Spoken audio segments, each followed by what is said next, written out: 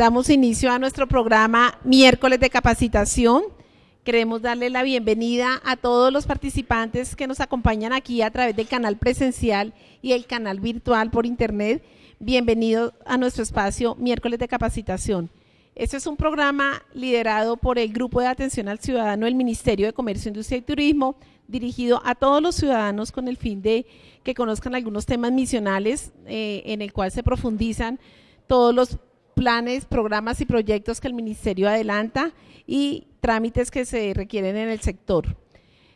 La presentación la hacemos por vía internet con intérprete con lengua de señas. Las presentaciones están a disposición de los ciudadanos siempre y cuando se registren en el link de Miércoles de Capacitación. Entonces, esperamos que nos acompañen en ese espacio. Todas las inquietudes que tengan, hay un servicio del chat, aquí pueden presentar todas sus inquietudes. Hoy nos acompaña, el tema que vamos a abordar es el Sistema Nacional de la Calidad, nos acompañan 3 personas, expertos en cada uno de los temas, el doctor Franco Salas de la Dirección de Regulación, el doctor Ferney Chaparro de la UNAC y Ana María Prieto de la Superintendencia de Industria y Comercio. Entonces damos la bienvenida, muchísimas gracias por su asistencia y bienvenidos nuevamente.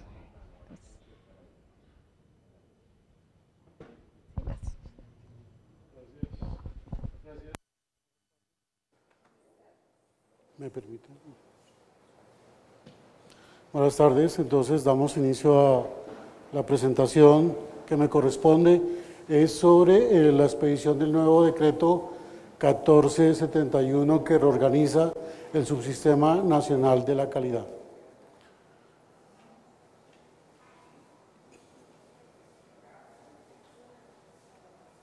Perdón, no estamos ahí. Entonces, comenzamos con este decreto 1471, fue expedido en octubre del 2014, por la cual se reorganiza el subsistema y deroga parcialmente el decreto 2269 de 1993. ¿Qué es el Subsistema Nacional de la Calidad?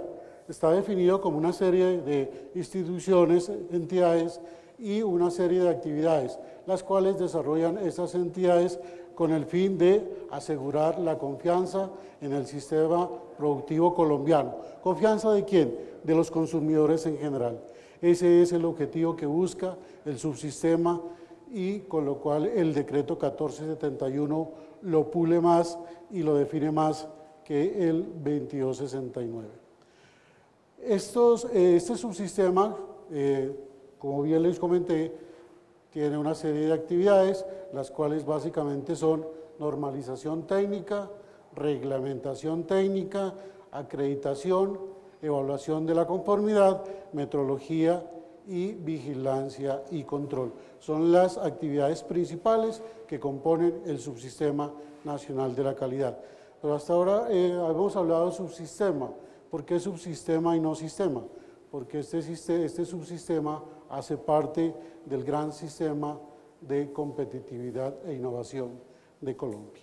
Bueno, teniendo ya en el foco estas actividades que desarrolla el subsistema, entonces ya podemos, digamos que involucrarnos más en lo que es el decreto 1471. Esto de la reorganización del subsistema surge a raíz de un COMPES que se expidió en el año 2006, en el cual da unas directrices de política, en el cual debe modificarse, orientarse el subsistema y da unas pautas claras para poderlo hacer. Después de la expedición de ese COMPES, ¿sí?, aparecen ya las actividades propias con las cuales debe adelantarse, digamos que reorganizarse más bien el subsistema, y aparece una serie de creación de unas instituciones especializadas que conforman el subsistema y que van a dar un apoyo importante. Es así como aparece nuestro Organismo Nacional de Acreditación de Colombia ONAC, el cual va a tener su espacio luego de mi presentación, donde ya les explicará más en detalle qué actividades adelanta el ONAC. Aparece también en el mapa un reconocimiento internacional de certificados a través de unos acuerdos multilaterales como el ILAC, el IAC y otros que hay, pero ya aparece en el radar un reconocimiento internacional de certificados de calidad. También se crea el Instituto Nacional de Metrología, algo básico para poder dar soporte a todo el subsistema nacional de la calidad. Si no hay metrología, difícilmente se puede hablar de un sistema o subsistema de la calidad. Se crea un espacio muy importante para que los reguladores discutan todos los problemas, avances que hayan tenido sobre la expedición de reglamentos técnicos y verificación de su cumplimiento, que es la Comisión Intersectorial de la Calidad. Es un espacio donde se exponen los problemas, donde se encuentran soluciones y le permite ir avanzando al subsistema en su aplicación. Está la expedición del Estatuto del Consumidor, algo muy importante porque, como se dijo al principio, la creación de confianza es hacia el consumidor, o sea, nuestro consumidor le tenga confianza a nuestro sistema productivo y luego sí que sea el consumidor de otros países los que confíen en el sistema de calidad colombiano. Y por último aparece la expedición del decreto 1471 de 2014. Si ven ustedes, han sido una serie de pasos, de avances que era necesario tener para poder adecuar el subsistema a la realidad que hoy tenemos. ¿Cuáles son los objetivos de este decreto 1471? Aparte pues de actualizar el decreto 2269. Está el fortalecimiento del subsistema, ¿sí? Dándole algunos ajustes que eran necesarios, que se había visto en el transcurrir del tiempo, que eran necesarios adecuarse a la nueva realidad nacional y eran imprescindibles dichos ajustes. El subsistema como un componente fundamental para aprovechar esto que el Ministerio de Comercio ha adelantado, que son los tratados de libre comercio.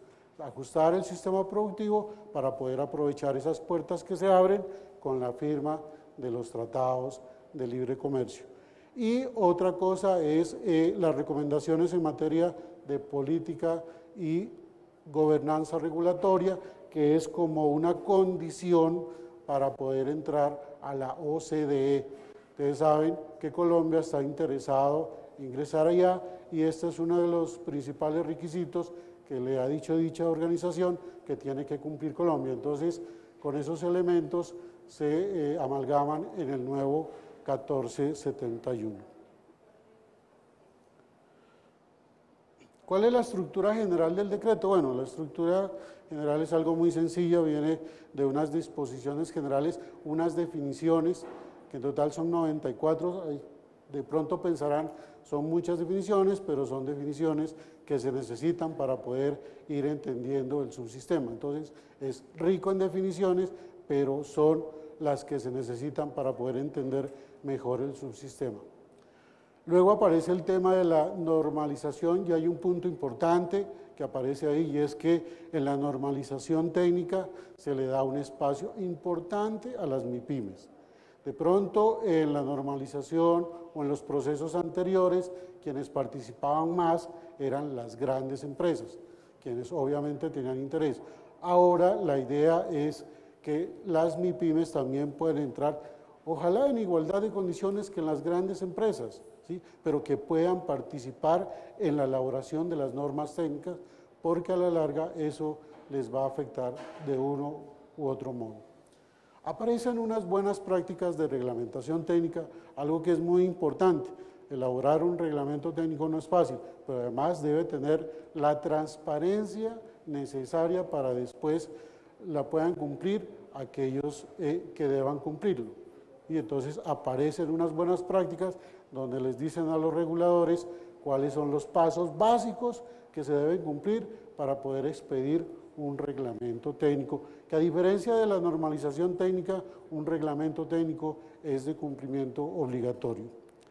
Aparece ya más claridad en los procedimientos de evaluación de la conformidad, cómo el regulador establece esos procedimientos de evaluación de la conformidad y cómo están asociados a otros aspectos que vamos a ver, como el análisis de impacto normativo y como los elementos que tienen esas buenas prácticas de reglamentación. Luego aparece un tema importante que son los procedimientos de evaluación de la conformidad. Si yo tengo un reglamento técnico, una disposición de cumplimiento obligatorio, ¿qué procedimiento debo hacer yo para poder demostrar que estoy cumpliendo con esa reglamentación técnica o con ese obligatorio requisito? Aparece un tema fundamental que es transversal en todos estos temas, que es la metrología científica e industrial, y luego aparece un tema importante que está a cargo de la SIC, que luego también después presentarán ellos, que es la metrología legal. O sea, aparecen unos elementos ya claros, definidos, que uno puede consultar, que puede ir mirando en la estructura del decreto 1471, que si bien es cierto el 2269 los tenía, pero estaban más difusos, estaban en todo el documento y era más difícil identificar cada punto. ¿Qué son estas buenas prácticas de reglamentación? Que es algo nuevo, algo que aparece con el 1471 y no estaba en el 2269.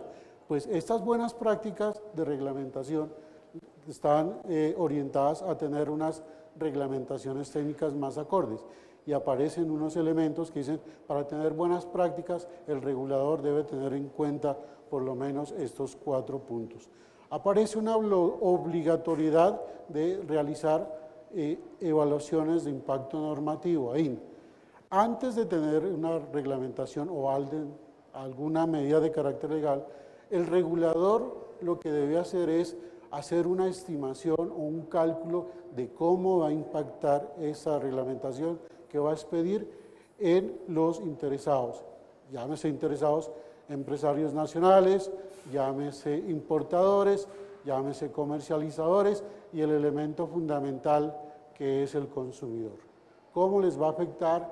¿Qué tendrán que hacer ellos para poder demostrar el cumplimiento de esa reglamentación técnica, o cómo me va a beneficiar a mí como consumidor? Entonces es algo que el regulador debe hacer y no es expedir la reglamentación técnica y luego vamos a ver qué pasa, no, sino tener ya unos estimativos, unos cálculos asociados a lo que va a pasar después de que se expida la reglamentación, y luego si es más fácil mirar si ese comportamiento que yo predije se está siguiendo, o si es parecido o es muy diferente. Aparece otro tema que es el desarrollo de la reglamentación según los riesgos, que son 3 niveles de riesgo: el moderado, el medio y el alto. Dependiendo de esos niveles de riesgo que se encuentran en el análisis de impacto normativo, es que el regulador puede establecer unos procedimientos de evaluación de la conformidad. ¿A través de qué?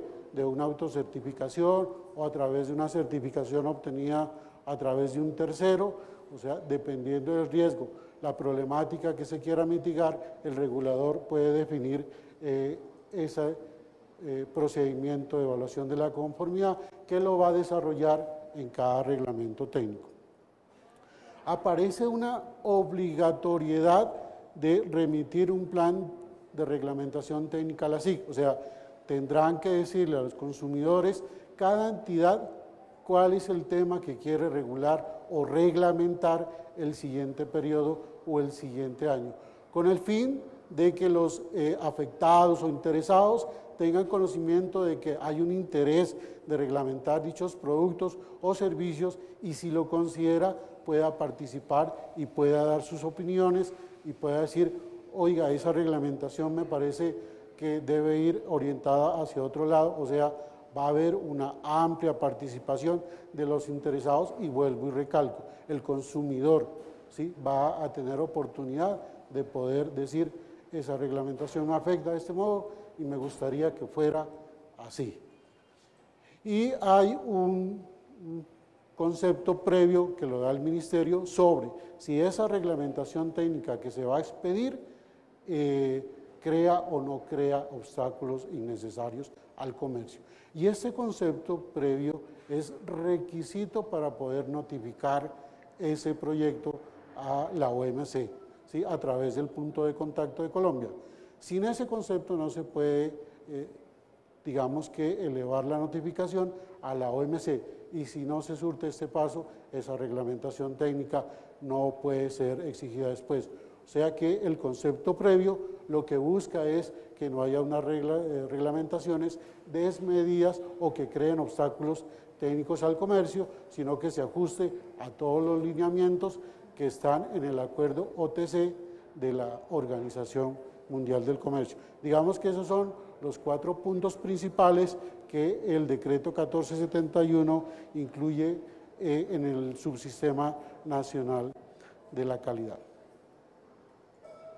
Ahora, adentrándonos en cada punto, veamos qué es el análisis de impacto normativo, qué contiene, hacia dónde está enfocado. Entonces, el análisis de impacto normativo lo que nos identifica primero es cuál es la problemática presente, qué es lo que está pasando, cuál es lo que queremos intervenir, si son productos o servicios y por qué, cuál es la razón por la cual el gobierno o el Estado tiene que intervenir a través de una reglamentación. Si hay evidencia sobre el problema que se está presentando o son simplemente suposiciones, digamos que en algunos eventos se podría presentar dicha problemática o ya está latente, está ahí y hay que manejarla.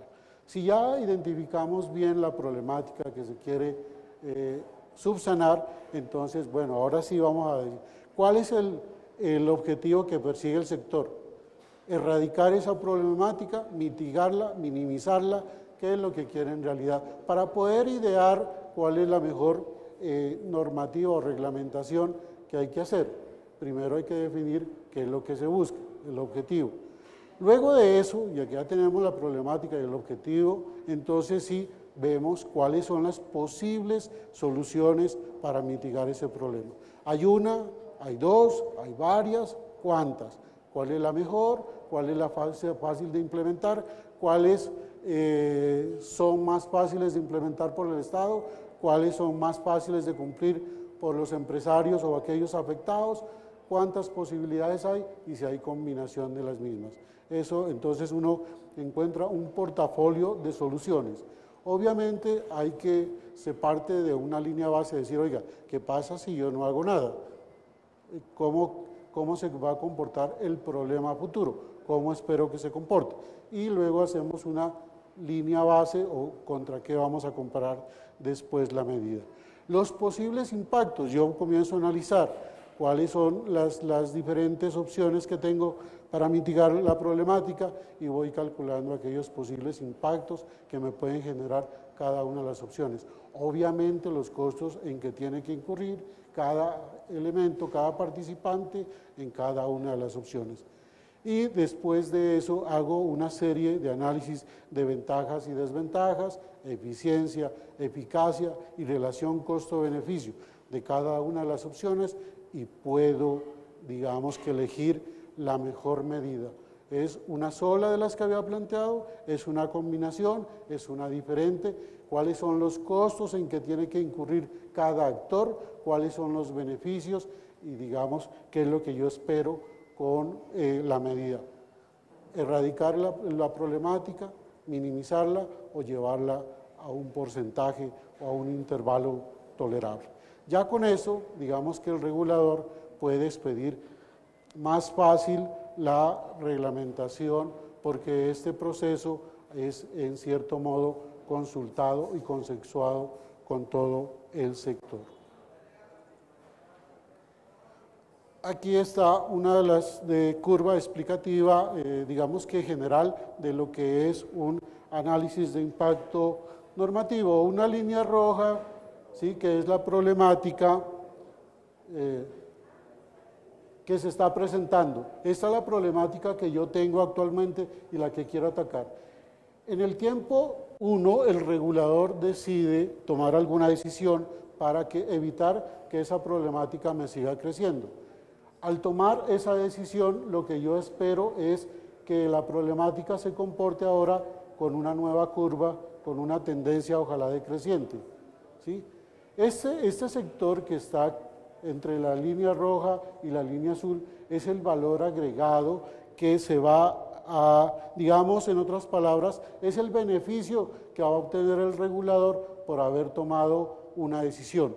Pero que esta decisión, para tener este comportamiento, sea eficiente, sea eficaz y que imponga a los interesados unos costos, pero costos mínimos, ¿sí? Entonces, lo que me dice el análisis de impacto normativo es cómo quiero yo que se comporte la problemática identificada y cuál es este valor agregado que yo voy a tener como sociedad.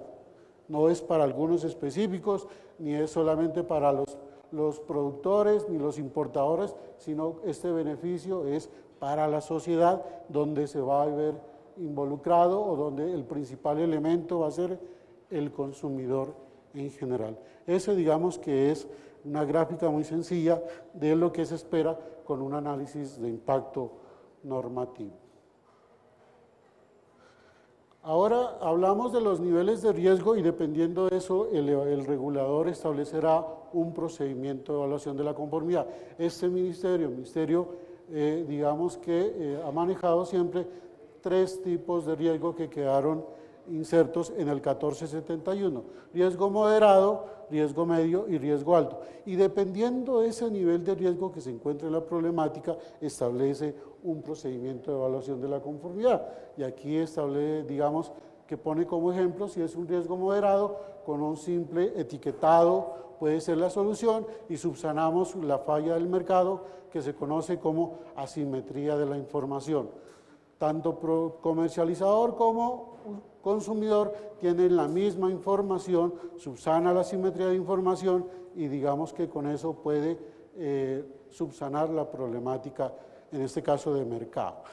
El segundo, el riesgo medio, dice que puede ser una autodeclaración, o sea, quien asume la responsabilidad es el mismo que pone el producto en el mercado, llámese fabricante nacional, llámese importador, asume frente a todos los interesados la responsabilidad y dice mi producto es bueno, cumple ciertos estándares y no tiene ningún problema, ayuda a mitigar la problemática encontrada. Y si es un riesgo alto, entonces el regulador, o sea, el Estado a través del regulador decide que sea una certificación de tercera parte.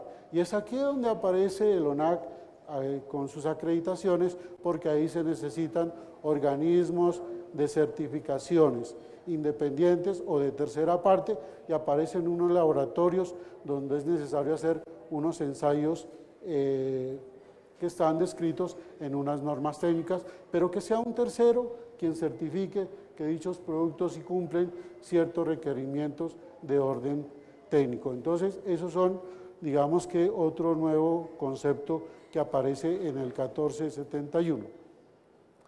Y el programa anual de reglamentos técnicos no es otra cosa sino que es informar a toda la sociedad que tiene intereses de regular ciertos productos, que son varias entidades las que quieren regular y que le informan a la Comisión Intersectorial de la Calidad de las intenciones de regular y digamos que la Dirección de Regulación le presentará, será la encargada de consolidar toda esa información y llevarla a la Comisión Intersectorial de la Calidad para que luego se difunda. Pero cada entidad es la encargada de establecer esas necesidades de reglamentación técnica y luego sí se consolida en un solo documento para conocer el plan anual de reglamentos técnicos, que de todas maneras no es tampoco estático, es variable. Si hay temas que por algún motivo hay que incluir en el plan anual de reglamentación técnica, se puede hacer y se hace y se llevará adelante la reglamentación técnica al ser incluido en ese plan. Y la solicitud del concepto previo que habíamos dicho que era que el Ministerio de Comercio verificaba si ese proyecto de regulación o reglamentación no crea obstáculos innecesarios al comercio. Y aquí me detengo en la definición de un reglamento técnico. El reglamento técnico per se es un obstáculo técnico al comercio. Lo que habla el acuerdo es de que esos proyectos de regulaciones no sean un obstáculo innecesario al comercio, que es una cosa muy diferente. Una cosa es que sea un obstáculo técnico y otra cosa es que sea un obstáculo técnico innecesario, ¿sí? Entonces, el ministerio simplemente da un concepto donde dice el proyecto de reglamentación se ajusta a lo que dice el acuerdo OTC y puede seguir, digamos, su proceso de elaboración, expedición y posterior cumplimiento.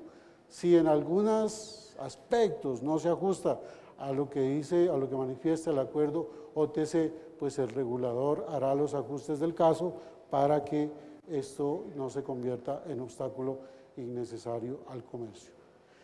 Estos son, digamos que los elementos principales que incluye el 1471 respecto al 2269. Los demás temas siguen siendo igual, pero estas cosas que hemos visto acá son avance importante, que nos van a ayudar a obtener unas reglamentaciones técnicas más ajustadas, unas reglamentaciones técnicas más transparentes, unas reglamentaciones técnicas mirando la realidad nacional, unas reglamentaciones técnicas que no sean desmedidas y unas reglamentaciones técnicas que dan cumplimiento a un acuerdo sobre obstáculos técnicos al comercio de la OMC.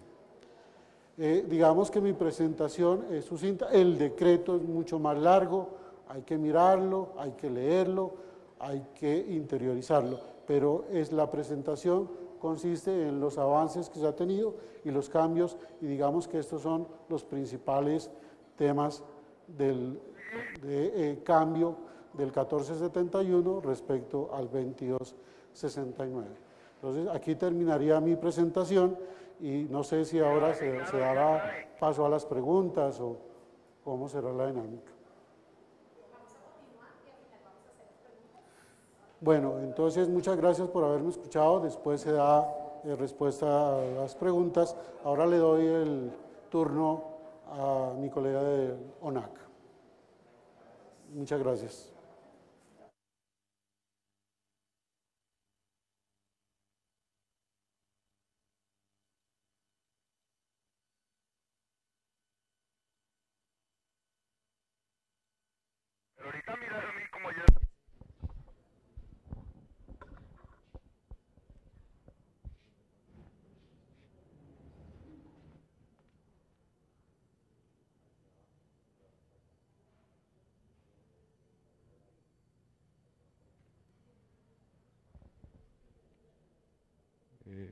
Buenas tardes, mi nombre es Ferney Chaparro, vengo del Organismo Nacional de Acreditación de Colombia, soy el director de Desarrollo y Mejora de la corporación.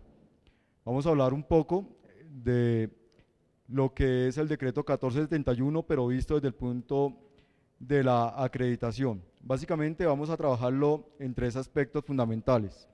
Uno, el objetivo de la presentación, a manera de prefacio, de introducción a lo que es el decreto 1471 respecto a la acreditación, y nos vamos a entrar ya en el tercer punto a lo que es los organismos evaluadores de la conformidad y los procedimientos de evaluación establecidos en el 1471. Básicamente, el objetivo de esta presentación es identificar puntualmente y dejar de forma clara la actividad de acreditación establecida en el decreto 1471. El artículo 3477 se habla de acreditación y hay aspectos supremamente importantes que no se definían en el 2269, pero que ahora el 1471 sí los trae en su reglamentación. Vamos a hablar un poco también de lo que es ONAC y cómo ONAC entró a ser parte del Subsistema Nacional de Acreditación. Desde 1994 la actividad de acreditación se estaba desarrollando en Colombia por medio de la Superintendencia de Industria y Comercio. En el 2007 se creó el Organismo Nacional de Acreditación y el decreto 4738 del 2008 le retira las funciones a la Superintendencia de Industria y Comercio. Básicamente, esta decisión se tomó teniendo en cuenta la necesidad de generar y evidenciar independencia en las actividades que realizaba la Superintendencia de Industria y Comercio con su actividad de vigilancia y la necesidad que un ente privado, en este caso una corporación de carácter mixto como es SONAC, viene realizando dentro de la acreditación. Entonces, básicamente, dentro de los principales aspectos y de las decisiones que tomó fue por trabajar los temas de independencia para poder trabajar los otros aspectos relacionados con los reconocimientos internacionales de la acreditación. El decreto 323 del 2010 le da la posibilidad a los organismos que estaban acreditados con la Superintendencia de Industria y Comercio continuar su condición de acreditados siempre y cuando se sometieran a una vigilancia del Organismo Nacional de Acreditación de Colombia. Esto se ha venido haciendo, básicamente en este momento quedan alrededor de 40 organismos acreditados con acreditación de la Superintendencia de Industria y Comercio, que ya para el año 2015 deberían finalizar su periodo de acreditación con la Superintendencia de Industria y Comercio y pasar a una acreditación ya con el Organismo Nacional de Acreditación de Colombia. El decreto 2124 del 2012 restringe la liberalidad del mercado para la acreditación de organismos de acreditación. ¿Qué significa esto? Que establece como único organismo nacional de acreditación de Colombia a ONAC, con el fin de que la actividad de acreditación en Colombia esté centrada en esta corporación. Vamos a hablar a manera de prefacio, introducción de lo que es el decreto 1471 y vamos a hablar de algunos aspectos que ya el doctor Franco Salas ha tratado en su anterior exposición, ha mencionado, sin embargo que vamos a esa empalmar ya después de regulación de la actividad de generación de reglamentos técnicos, cómo entra la acreditación a ser parte de este eslabón de la cadena. Ya lo habían comentado, 94 definiciones tomadas de normas internacionales que están establecidas en el título 1 y capítulo 1. Una estructura lógica uniforme para abordar el componente del subsistema nacional de calidad. Aquí es un punto bien importante y es que el decreto 1471 establece paso a paso y uno a uno los actores, define las responsabilidades y las actividades que va a realizar cada uno de los actores del subsistema nacional de calidad, que el 2269 no lo tenía de esta manera tan precisa. La obligación de presentar anualmente plan de normalización y plan de reglamentos técnicos que se desarrollarán para el país. Imponer la obligación al regulador de realizar análisis de impacto normativo de reglamento técnico para que pretende emitir, que ya se ha comentado. Imponer la obligación al regulador de establecer el procedimiento de evaluación de la conformidad que demanda el reglamento técnico que emite. Y aquí empezamos desde el punto de vista de la acreditación a ser parte. Cuando dice que imponer la obligación al regulador de establecer el procedimiento de evaluación de la conformidad, es que en el reglamento técnico se empiezan a establecer cuáles son los componentes de evaluación de la conformidad que se deben establecer para evaluar aquellos componentes que el reglamento técnico tiene y que nosotros como acreditadores vamos a empezar a evaluar y a identificar en aquellos que dicen que tienen la competencia para evaluar los requisitos de ese reglamento técnico. Me explico. Un reglamento técnico tiene unos componentes de evaluación que se generan para demostrar la conformidad con dicho reglamento.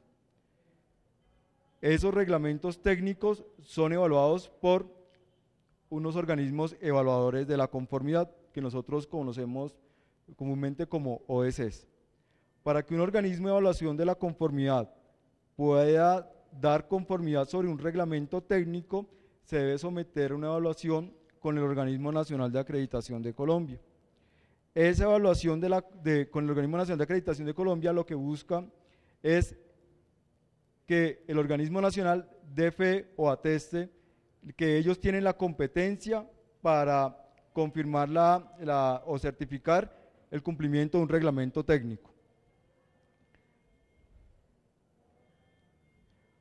Otro de los aspectos que tiene es obtener el concepto previo respecto al reglamento técnico de parte de la Dirección de Regulación del Ministerio de Industria, Comercio y Turismo, enunciar en el reglamento técnico las equivalencias con otros reglamentos e incorporar las nuevas equivalencias mediante modificación del reglamento original, establecer un nivel de riesgo de reglamento técnico y consecuente con este un procedimiento de evaluación de la conformidad, que es lo que les comentaba hace un momento, establecer excepciones al AMLA de los cuales haga parte ONAC requiriendo acreditación nacional para reglamento técnico de alto riesgo y solicitando procedimientos adicionales de evaluación cuando lo estime necesario. Este punto también es bien importante dejarlo muy claro. ¿Qué significa establecer excepciones al MLA de los cuales haga parte ONAC? Cuando ONAC se hace firmante de un acuerdo de reconocimiento mutuo, se entiende que, en este caso, el acuerdo que tenemos con laboratorios, que los certificados de conformidad que se emitan o los resultados de laboratorio que se emitan de los 56 países que son miembros de ese acuerdo de reconocimiento mutuo serán reconocidos en Colombia. Pero hay aspectos de reglamentos técnicos que se consideran de alto riesgo que se van a exigir que sean acreditados por el Organismo Nacional de Acreditación de Colombia. O sea, no solamente por estar en el acuerdo de reconocimiento mutuo se van a aceptar sin mediar otro tipo de requerimiento. Lo que se está diciendo con este punto es que se establecerán excepciones a MLA de los cuales haga parte ONAC requiriendo acreditación nacional para cuando el reglamento sea de alto riesgo y así lo considere el reglamentador. Faculta a las autoridades competentes para solicitar los soportes de un certificado de evaluación de la conformidad.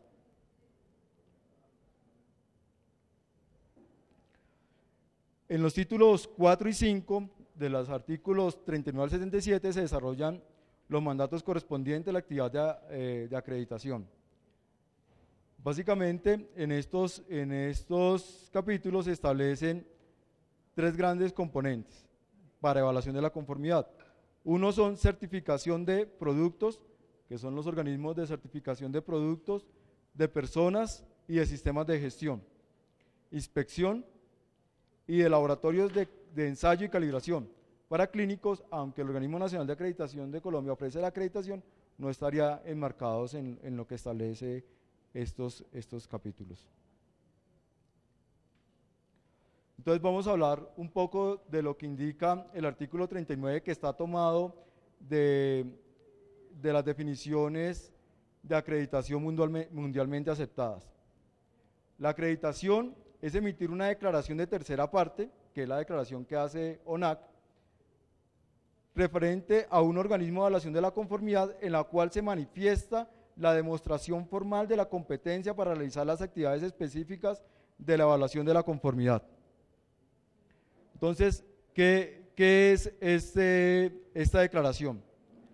ONAC realiza evaluaciones tanto de la componente técnico como del componente de gestión de la entidad que dice poseer unas características que la hacen merecedoras de una acreditación.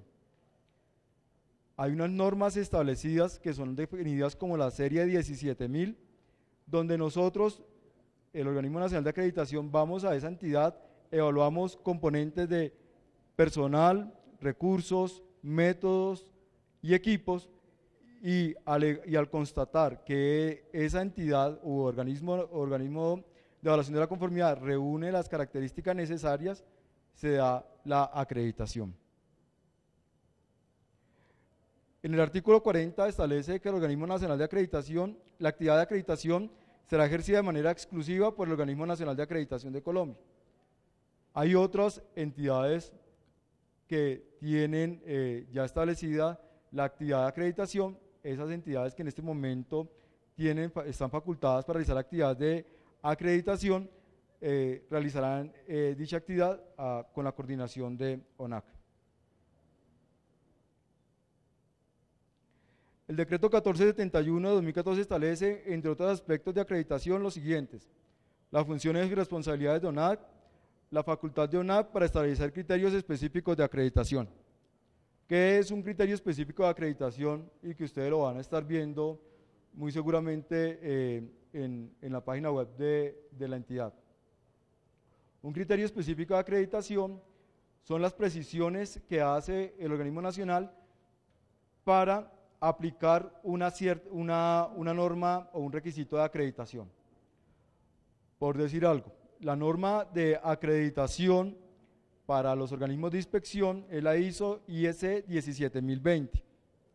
Lo que hace ONAC es traer y generar un criterio específico de acreditación para dar precisiones de la aplicación en Colombia de esos requisitos de acreditación que están aplicados de manera general pues para todos los organismos de inspección, pero que se requiere algún tipo de precisión para la actividad específica de acreditación en Colombia. La obligación que tiene ONAC de reconocer por sus pares internacionales los servicios de acreditación que presta. Entonces, ONAC en marzo de este año logró el reconocimiento internacional tanto para los resultados de los laboratorios de acreditación como para los de calibración, como para los laboratorios de ensayo. Este año ya presentamos papeles, estamos esperando el reconocimiento internacional para las acreditaciones, para los certificados que se generen para certificación de producto y sistemas de gestión. Esperamos para el próximo año buscar obtener el reconocimiento internacional para los organismos de inspección y los de certificación de personas. Estos reconocimientos internacionales se hacen con 3 corporaciones internacionales puntualmente. En América se tiene el reconocimiento internacional por IAAC, que es la Cooperación Interamericana de Acreditación, que agremia alrededor de 18 países que van desde Canadá hasta Argentina. Con esta evaluación que se hace de IAAC, se logra el reconocimiento dependiendo de la actividad, si es para laboratorios o para inspección de ILAC, y si es para entidades de certificación, personas, productos o sistemas de gestión con IAF. La obligación de ONAC de manejar el directorio de acreditación. En la página web de ONAC ustedes encuentran el directorio oficial de acreditados. Actualmente ONAC cuenta con alrededor de 950 organismos de evaluación de la conformidad acreditados. Recibimos de la Superintendencia de Industria y Comercio 350 organismos acreditados. Se ha observado un crecimiento muy importante y a partir de, pensamos de los reconocimientos internacionales que se han obtenido, se ha incrementado en gran cantidad los laboratorios acreditados. La condición de ser acreditado por ONAC, por una entidad pública con funciones legales de acreditación o por un organismo de acreditación perteneciente a un MLA, para que la acreditación sea reconocida dentro de su sistema nacional de calidad.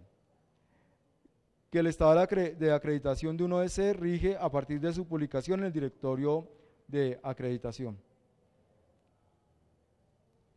El decreto 1471 del 2014 establece la posibilidad de acreditar como OEC a organismos de certificación en sus 3 categorías, organismos de inspección, laboratorios de prueba, ensayo y calibración. No permite un OEC certificar a quien haya asesorado o prestado servicios de consultoría para su certificación. O sea, establece condiciones de independencia para que un consultor no sea el mismo que realiza actividades de evaluación de la conformidad. Impone la condición a los OEC de otorgar certificados de conformidad solo cuando se ha constatado el cumplimiento de los requisitos establecidos y mantener a disposición de las autoridades competentes los documentos soporte de tales certificados, que es el otro punto de la onda de la cadena, que es la unión que se está haciendo, resultados de acreditación, organismos acreditados, con la Superintendencia de Industria y Comercio.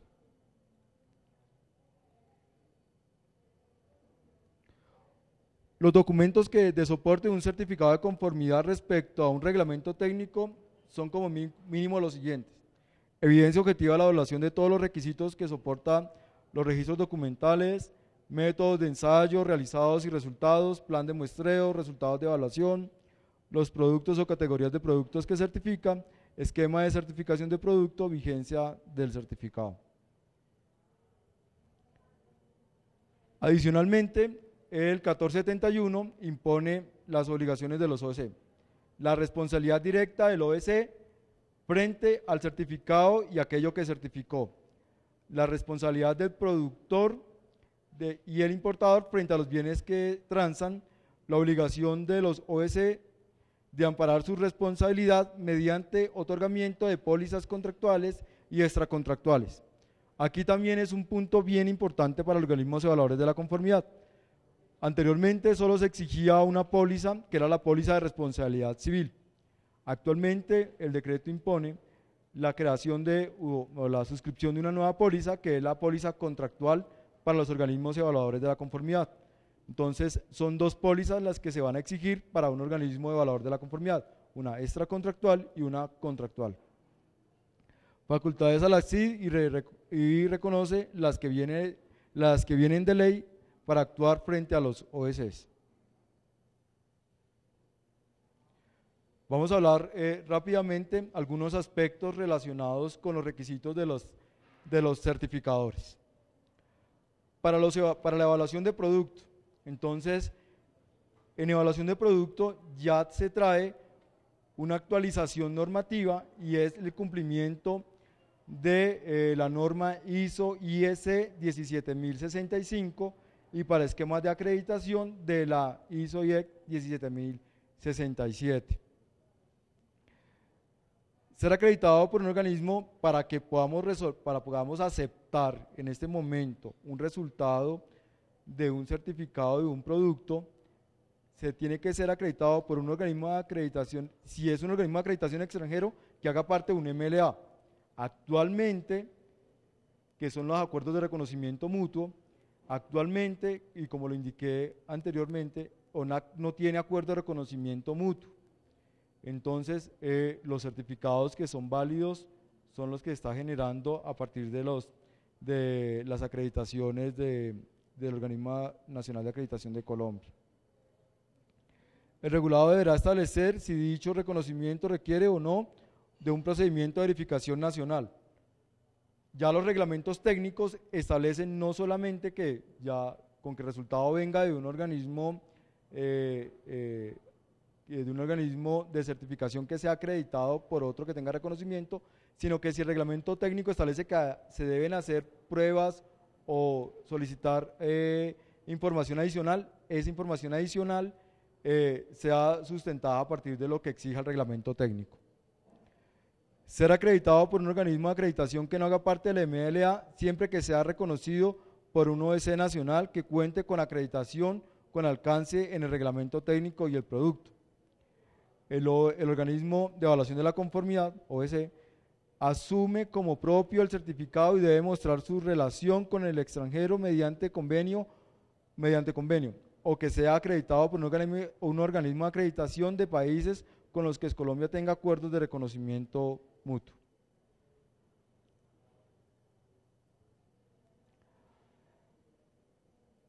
Cuando un producto está cubierto por un reglamento técnico que establece alto riesgo, como se mencionaba anteriormente, sea colombiano o extranjero, deberá estar acreditado por ONAC. Cuando se requiera uso de laboratorios, y aquí es otro punto bien importante que establece el decreto 1471, el uso de laboratorios, los laboratorios que se utilicen para certificación de productos deben estar acreditados. Si no hay un laboratorio acreditado en Colombia, ese organismo de certificación debe demostrar la competencia del laboratorio que subcontrató para las pruebas de ese producto que está certificando.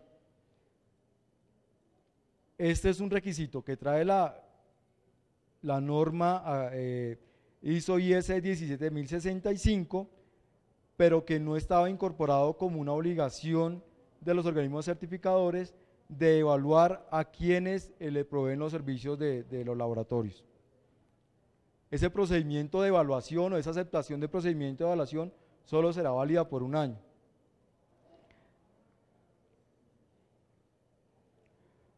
Para evaluar la conformidad de personas, en este momento los reglamentos técnicos están generando unos requisitos de competencia para las personas que van a desarrollar alguna actividad para demostrar la conformidad de un reglamento técnico, generalmente, o para quienes van a operar según las condiciones establecidas en un reglamento técnico.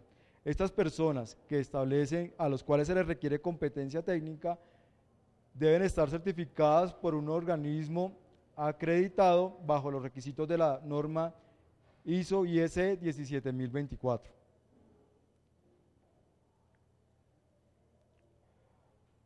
Para sistemas de gestión, cuando un reglamento exija certificado de conformidad de sistemas de gestión, este deberá ser otorgado por ONAC o por un organismo de acreditación que haga parte del MLA. Cuando para sistemas de gestión, que digamos es la actividad de evaluación de la conformidad que tiene condiciones de ser voluntaria. Generalmente una certificación en ISO 9000 no muy comúnmente se exige como dentro de un reglamento, pero sí se exige una certificación de calidad cuando se va a evaluar un sistema de producción. Generalmente se utiliza las certificaciones ISO 9000 como un requisito. Si el reglamento técnico establece como requerimiento una certificación ISO 9000 dentro de un proceso de producción, en ese momento se exigiría que estuviera acreditado por ONAC o por un organismo de acreditación que haga parte de los MLA. Y este es también de los cambios más importantes, que es relacionado con los organismos de inspección. Anteriormente, los reglamentos técnicos, o para que un organismo de inspección pudiera emitir resultados de inspección o certificados, no se exigía puntualmente qué categoría de independencia debería tener. Los organismos de inspección manejan 3 categorías o tipos de organismos de inspección: tipo A, tipo B y tipo C. Los organismos de inspección tipo A son aquellos que solamente pueden prestar servicios para terceros y no pueden estar involucrados en ninguna actividad de distribución, comercialización, diseño, asesoría, consultoría. Es totalmente independiente de la actividad que van a inspeccionar. El organismo de inspección tipo B, que en ese momento Colombia no tiene acreditado ninguno, es cuando la planta tiene dentro de sus condiciones certificar o inspeccionar sus propios productos y quieren dar algún tipo de confianza al mercado. Y los organismos de inspección tipo C son aquellos que están involucrados en diseño, pero que tienen una unidad independiente que realizan las inspecciones para ellos mismos o para terceros. Esta actividad en Colombia no estaba regulada. Ya en el decreto 1471 establece que todos los reglamentos técnicos, cuando se vaya a emplear un organismo de inspección, este organismo de inspección debe ser tipo A.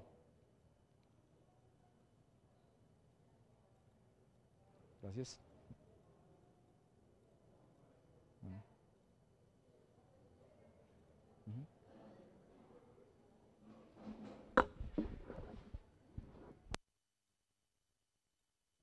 Buenas tardes.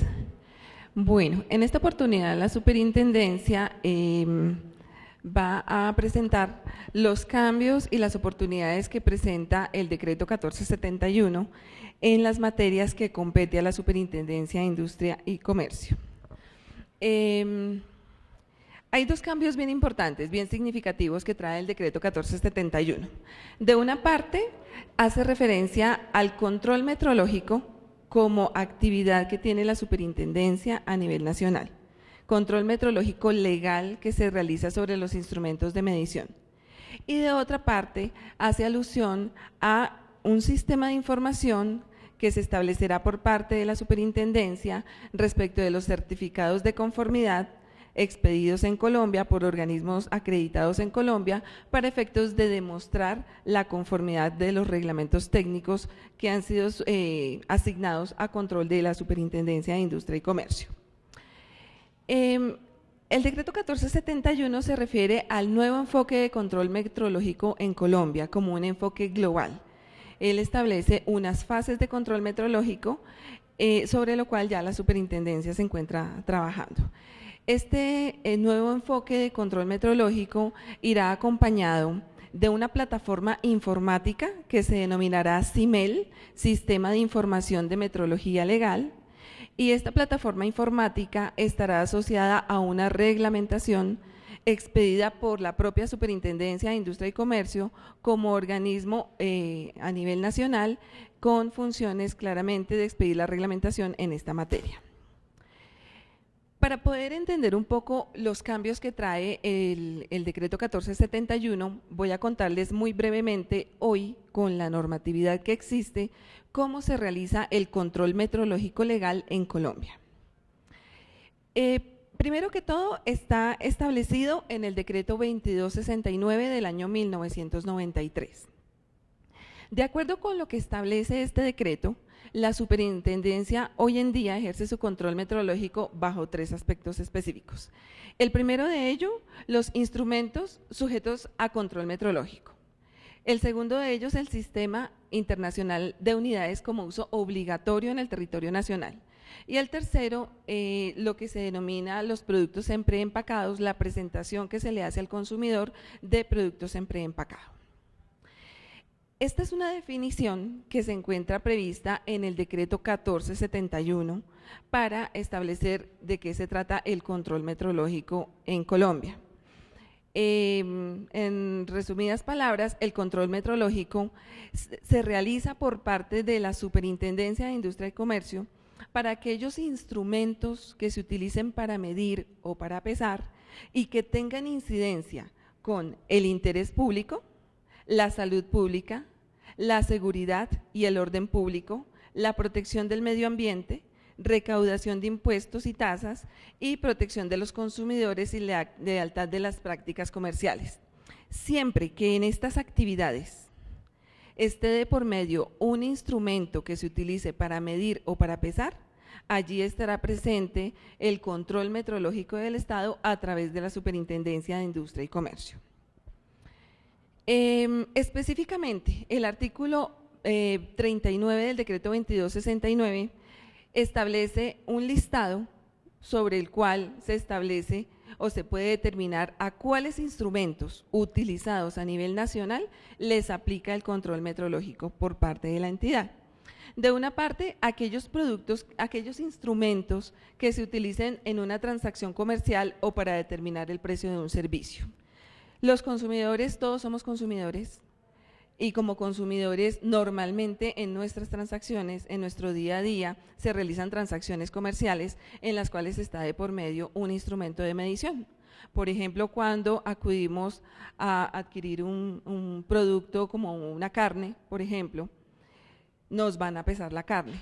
Cuando nos pesan la carne, al momento de pedirla, utilizan un instrumento para pesar.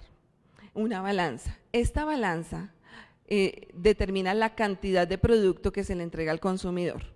Por el solo hecho de que esta balanza sea utilizada para determinar el precio de ese bien, de ese producto, está sujeto a control metrológico. ¿Por qué?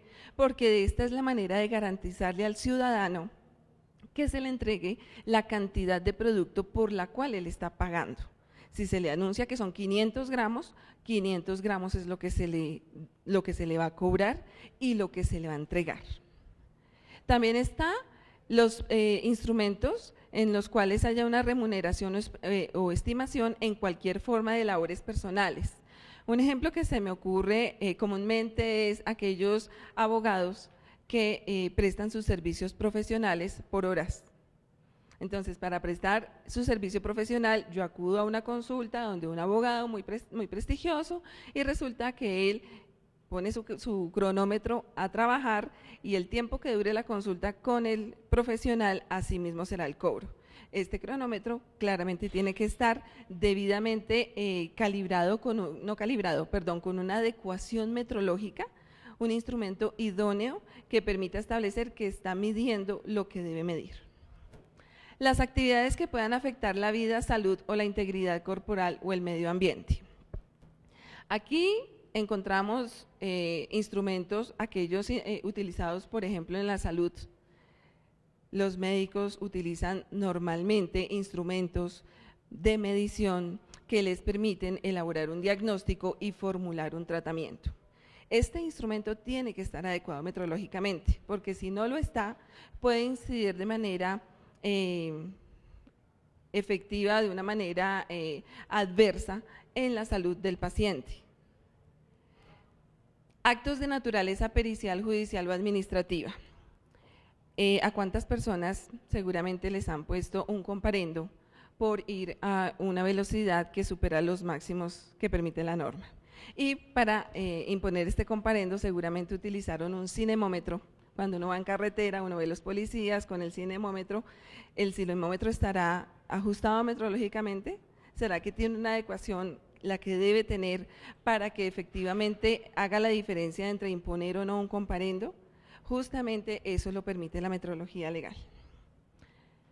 La verificación o calibración de otros instrumentos de medición. El ejemplo que aquí se me ocurre traer a colación es una obligación que tienen las estaciones de servicio de combustible líquido. La norma les dice que estas estaciones de servicio deben tener un recipiente volumétrico debidamente calibrado, dice la norma.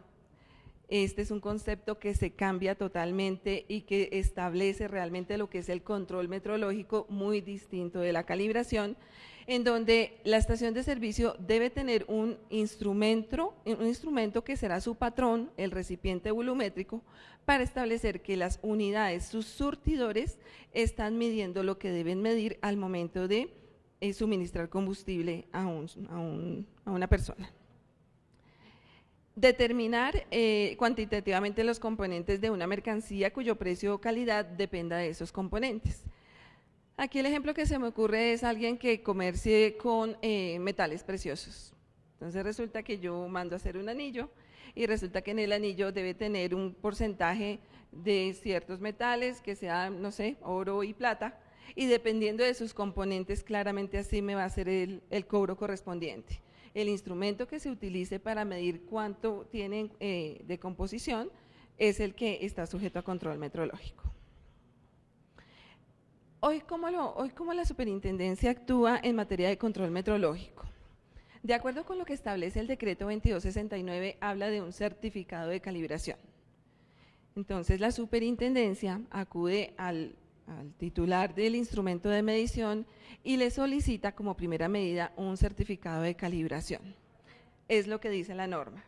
Claramente el decreto 1471 está haciendo una precisión al respecto porque la calibración no tiene, digamos, un punto de comparación con el control metrológico como tal, con una verificación de control metrológico.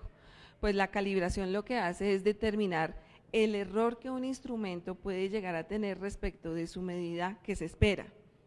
El control metrológico lo que permite es que un instrumento debidamente ajustado a ceros o en la unidad de medida correspondiente no pueda ser manipulado para adulterar su medición. A eso hace mención en control metrológico. Pero hoy solicitamos certificado de calibración.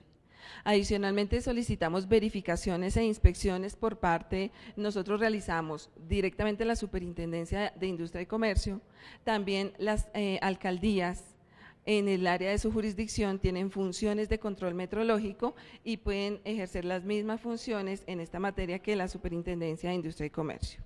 Y finalmente hacemos un control de producto en preempacados.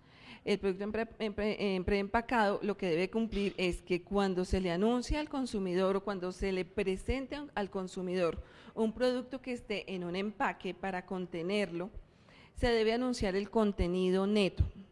Ese contenido es el contenido nominal. Este contenido nominal debe corresponder al contenido realmente empacado o envasado. Eso hace parte de las funciones de control metrológico. ¿Qué pasa con lo que establece hoy el decreto 1471 y que entra en vigencia a partir de febrero? A partir de febrero trae un nuevo esquema en donde le da una posibilidad al Estado de tener unas herramientas adicionales para ser más efectivo en sus funciones de control metrológico. La superintendencia ha identificado dos tipos de instrumentos en los cuales puede empezar su plan de control metrológico a través de esta plataforma informática denominada CIMEL. El primero de ellos son los surtidores de combustible líquido.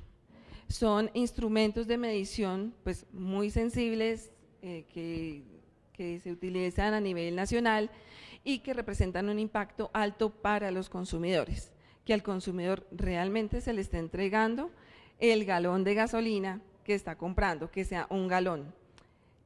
Claro, un galón. El galón no corresponde al Sistema Internacional de Unidades y ese es otro de los temas en donde la superintendencia ejerce control. Se tiene que hacer cumplir la obligatoriedad del Sistema Internacional de Unidades. Todavía uno llega y pide el galón. Esas son unas medidas que hay que ir desmontando y utilizando el sistema como lo exige la norma. También están los surtidores de combustible gaseoso. Son cada día más los vehículos que son transformados al sistema de gas natural, especialmente los vehículos de servicio público. Esta medición también es importante realizarla, está sujeto a control metrológico y se debe garantizar que por lo que está pagando este consumidor realmente le esté siendo entregado. Las básculas camioneras y las balanzas como instrumentos de pesaje no automático. Las balanzas son utilizadas pues a nivel nacional de una manera masiva, se utilizan para muchas de las transacciones del día a día que realizamos todos los consumidores. Es un instrumento altamente sensible porque de ello depende que se haga una transacción justa, que se pague por lo que realmente le están entregando al consumidor. Por eso empezamos con estos instrumentos, consideramos que son instrumentos que requieren un control metrológico inicial por parte del Estado. Claramente vienen muchos otros instrumentos que serán cada vez más incluidos en la plataforma informática, de la cual les voy a hacer mención más adelante. El decreto 1471 lo que hace es reorganizar el subsistema nacional de la calidad y nos permite tener un marco de acción mucho más concreto. Específicamente en el título séptimo, capítulo primero, habla del control metrológico de instrumentos de medición. En su capítulo segundo retoma el control de producto en preempacados y en el capítulo tercero habla de las funciones de control y vigilancia por parte de la superintendencia y de las entidades territoriales.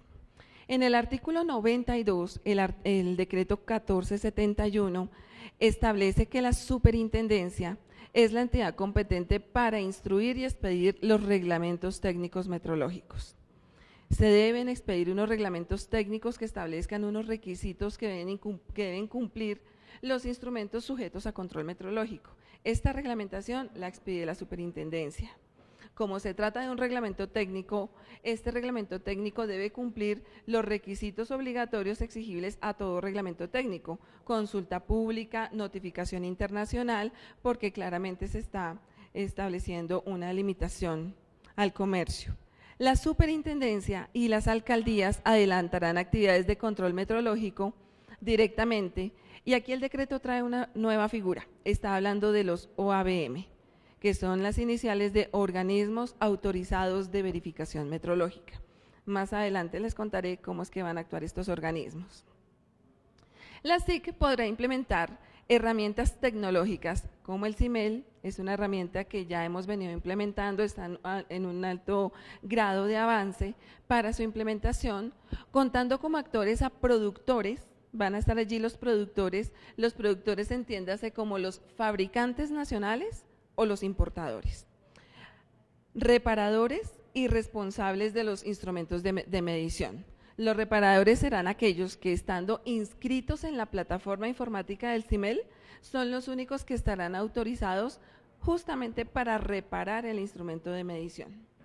Y claramente los responsables de los instrumentos de medición es quien esté utilizando el instrumento de medición, no solamente el titular como propietario, sino también a cualquier título, quien use el instrumento, siendo comodatario, arrendatario, concesionario para el tema de las básculas camioneras. Si es el concesionario quien está utilizando la báscula, él será el responsable de asegurar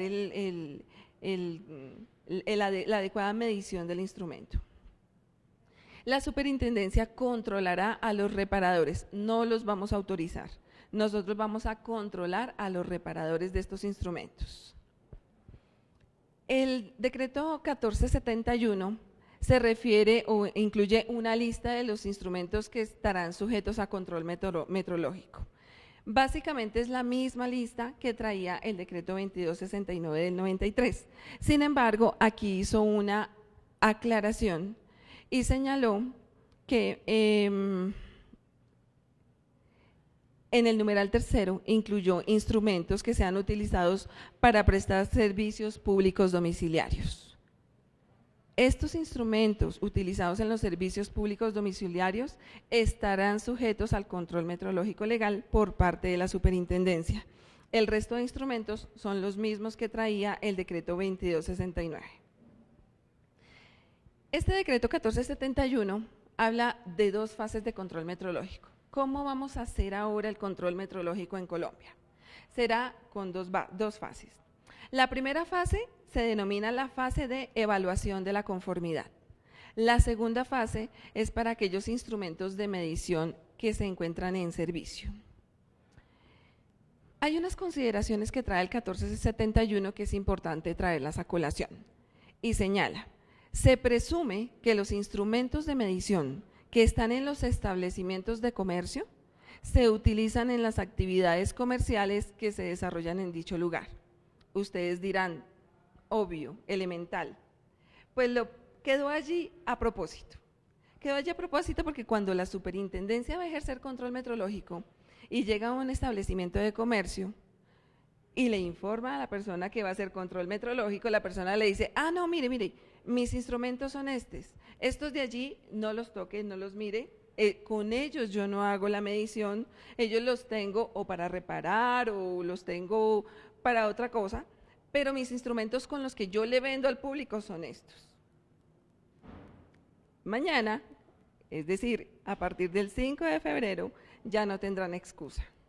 Todo instrumento que se encuentre en el establecimiento de comercio, así esté por allá arrumadito en alguna parte, estará sujeto a control metrológico, porque se presume que estando en el establecimiento de comercio está siendo utilizado para las funciones para las cuales se espera que esté el instrumento.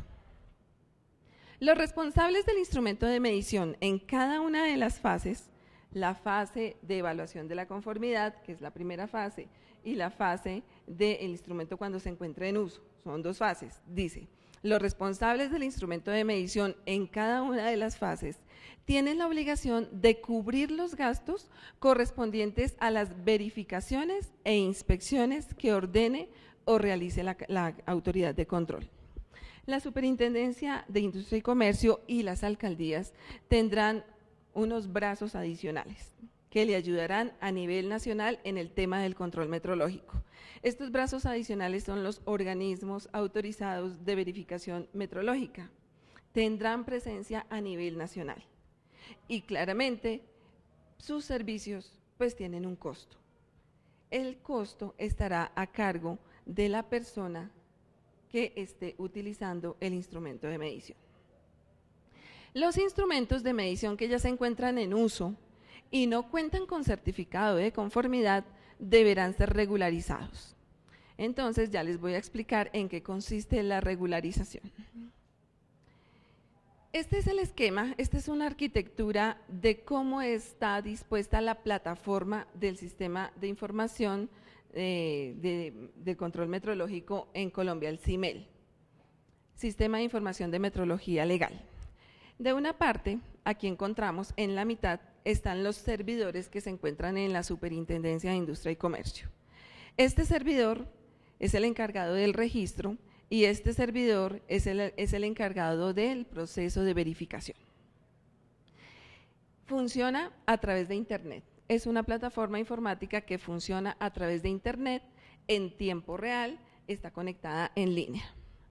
La superintendencia en sus oficinas tendrá unas personas dispuestas como administradores del sistema, que tienen acceso a todo el sistema para monitorear cada uno de los actores que forman parte del mismo. Por otro lado, tenemos, ¿quiénes son los actores que van a interactuar en esta plataforma? Tenemos de una parte a los importadores. Los importadores de los instrumentos sujetos a control metrológico. Tenemos de otra parte a los productores. Estos productores entiéndase como fabricantes nacionales, fabricantes colombianos. Tenemos al titular del instrumento de medición, que es el usuario del instrumento, a cualquier título. Tenemos a los organismos autorizados de verificación metrológica. Ellos van a tener un rol muy importante porque son los encargados de hacer las verificaciones a nivel nacional. Y tenemos a los reparadores. Los que están inscritos en el CIMEL son los que se encontrarán autorizados para que válidamente intervengan en el instrumento de medición para repararlo.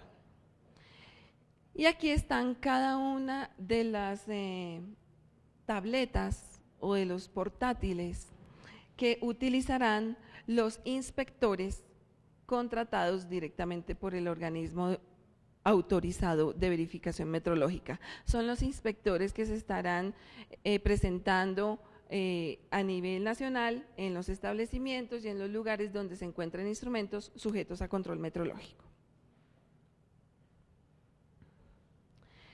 Hay unos, para productos preempacados, continúa el tema de productos preempacados. El decreto 1471 trae unas precisiones adicionales que se consideró importante que quedaran allí. Primero, hay una responsabilidad del empacador, del productor, del importador o de quien ponga su marca o enseña. ¿Qué pasaba antes o qué pasa hoy que no ha entrado en vigencia el decreto? Hoy el responsable es el empacador. Quien empaca el producto responde por el peso anunciado en el producto. Con el nuevo decreto ya hay una responsabilidad solidaria, ya responde el empacador claramente, pero también responde el productor y también responde quien ponga el producto a disposición del consumidor con su marca o enseña, las denominadas marcas propias. Están prohibidas las expresiones de peso aproximado. Al consumidor debe dársele la información completa, veraz y suficiente para que tome su elección de adquirir o no el producto. Y esta información debe corresponder a la realidad. Cuando se le dice peso aproximado, adolece de todas las características que les acabo de mencionar. Les reitero, responsabilidad solidaria entre empacadores, productores, importadores o comercializadores que hayan participado en la cadena de producción. Este es un requisito adicional que no lo tenía o no lo tiene la normatividad hoy. Nombre o razón social del productor o importador, su identificación, su dirección física y su dirección electrónica de notificación judicial. Esta es una información que debe venir en el empaque o en el envase. Los empacadores, productores, importadores o quien ponga su marca o enseña tienen la obligación de cubrir los gastos correspondientes a las pruebas e inspecciones que realice la autoridad de control. Si como superintendencia o como alcaldía quiero hacer control metrológico, para lo cual debo realizar los ensayos correspondientes, las verificaciones correspondientes, estos gastos los deberá asumir el dueño del producto, bien sea a cualquiera de estos títulos. El productor o importador están obligados a registrarse en el registro de productores e importadores de la superintendencia. Esto es algo nuevo que trae el decreto. Supervisión y control. Como le mencionaba anteriormente el expositor de ONAC, la superintendencia, aquí se ratifica la facultad que tiene la superintendencia de controlar las actividades que realizan los organismos evaluadores de la conformidad, pero incluye en este escenario a los organismos autorizados de verificación metrológica. Los organismos evaluadores de la conformidad en el marco de reglamentos técnicos y los organismos autorizados de verificación metrológica en el marco de la metrología legal serán vigilados y controlados por la superintendencia. Igualmente incluye a los reparadores de instrumentos de medición como vigilados por la superintendencia. También establece que la superintendencia podrá ordenar práctica de pruebas y se reitera, los costos están a cargo de quien esté siendo sujeto de inspección. De conformidad con el artículo 62, los alcaldes ejercerán en sus respectivas jurisdicciones las mismas facultades de control y vigilancia que es la Superintendencia de Industria y Comercio. Vamos a aterrizar un poquito lo de los dos enfoques, lo de las dos fases de control metrológico. La fase primera es la que se denomina instrumentos previa a su puesta de comercialización y de servicio. Esto es cuando el producto está siendo fabricado y aún no se ha puesto en los canales de comercialización, o cuando el producto va a ser importado y está en el proceso de importación. Aquí, ¿qué tiene que demostrar? Aquí la responsabilidad está a cargo del fabricante nacional o el importador. Y también, para ellos poder dar cumplimiento a esta obligación, se valen del esquema del Subsistema Nacional de la Calidad, que ya lo explicaron precedentemente. En la segunda fase ya son los instrumentos sujetos o los instrumentos que se encuentran ya en el mercado, los que están en uso. Aquí las responsabilidades de los titulares o usuarios también recae en los organismos autorizados de verificación metrológica y en los reparadores. Estas son las dos fases de control metrológico. Entonces, si yo voy a importar un producto, un instrumento sujeto a control metrológico legal, o si yo voy a fabricar un producto, un instrumento de estas características, ¿qué debo hacer? ¿Cómo le demuestro al Estado que mi instrumento se encuentra apto metrológicamente? Debo aportarle al Estado un certificado de conformidad. ¿Un certificado de conformidad con base en qué?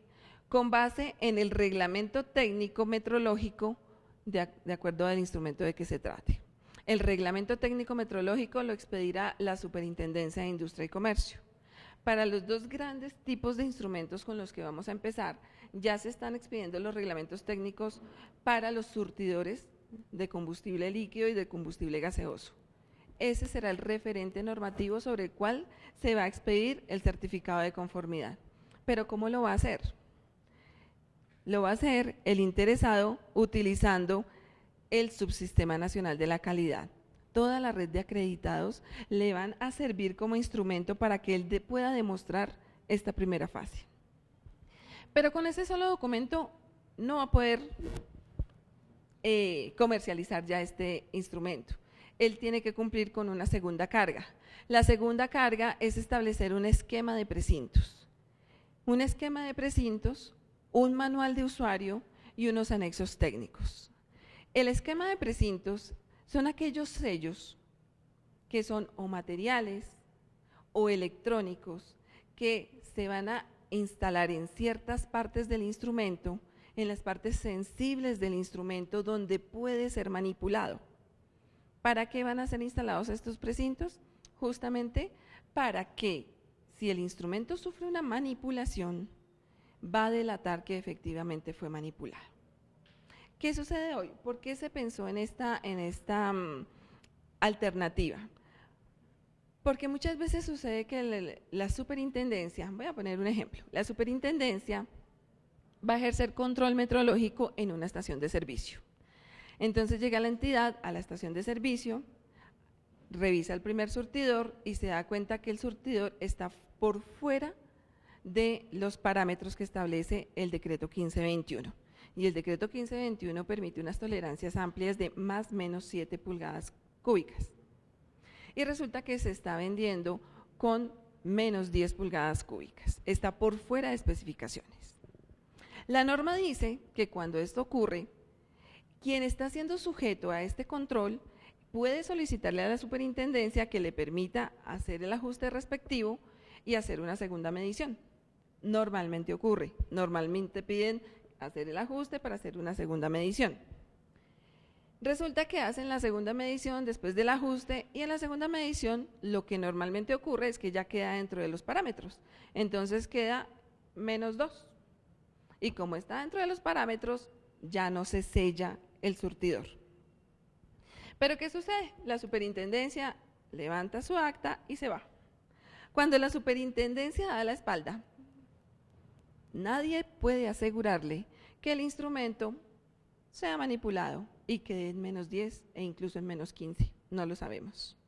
Justamente este es el papel de los precintos. Los precintos van a impedir que haya una manipulación de estos instrumentos en sus partes esenciales. Por esto es que es importante demostrarlo cuando el producto va a ser puesto en el mercado. El manual del usuario, claro, para que el usuario sepa las características del producto y las condiciones de uso. Si yo voy a comercializar oro, ¿será que a mí me sirve una balanza clase 3, que es la que se utiliza en los supermercados para pesar carne? Claramente no me sirve. Tiene que ser un instrumento adecuado, un instrumento que me sirve para los fines que yo necesito. Entonces debe tener un manual del usuario y debe tener unas especificaciones claramente establecidas y unos anexos técnicos.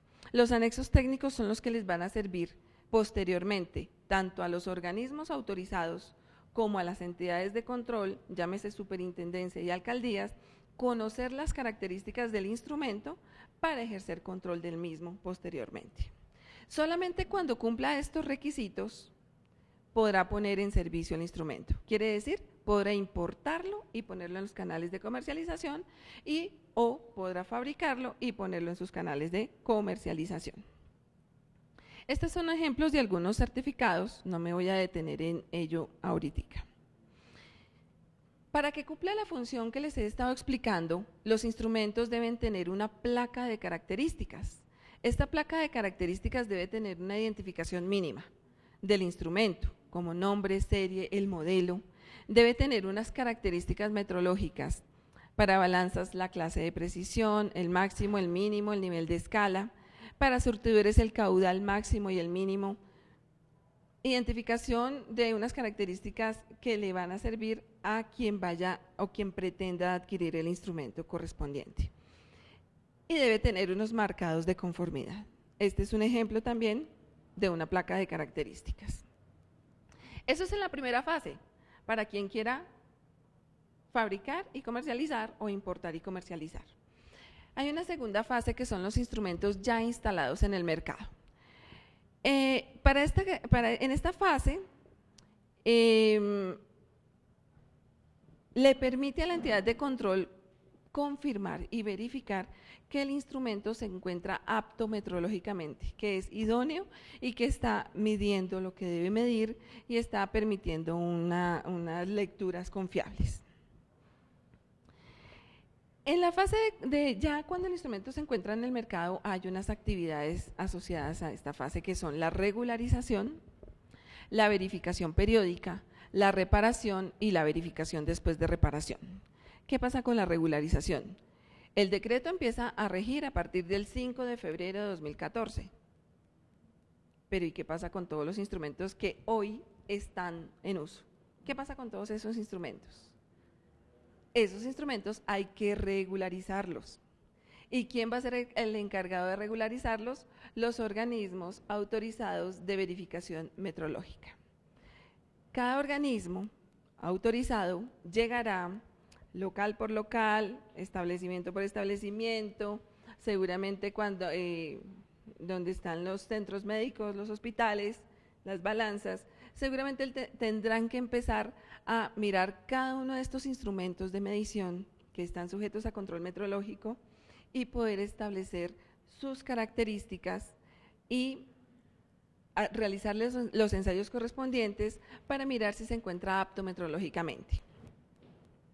Después de que se evidencie por parte del organismo que el instrumento se encuentra apto metrológicamente, que cumple los requisitos mínimos de dar unas mediciones, las mediciones esperadas, este instrumento entrará al control por parte de la superintendencia a través de CIMEL. El organismo le pondrá las placas de características, le hará seguramente harán el análisis para establecer cuál es su nivel de escala, porque seguramente muchos no lo tendrán. Hay instrumentos que llevan no sé cuánto tiempo en el mercado y pues no tienen ningún tipo de información. Esta será tarea de los organismos autorizados. Verificación periódica, claramente por parte de los organismos autorizados.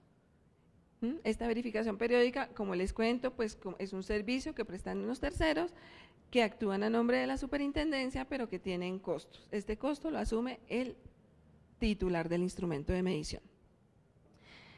La reparación. La reparación Pues claramente, cuando es una actividad que está a cargo del titular del instrumento de medición, para asegurarse de que el instrumento en todo momento se encuentre apto metrológicamente, pero tendrá que valerse de los reparadores que se encuentren inscritos en CIMEL. Y la verificación después de reparación. Después de que un reparador ha hecho su tarea, y además es el único autorizado para quitar precintos y para volver a poner precintos por el hecho de la reparación, después de ello vendrá una verificación que realizarán los organismos autorizados de verificación metrológica. Pero entonces, ¿quiénes son los organismos autorizados de verificación metrológica?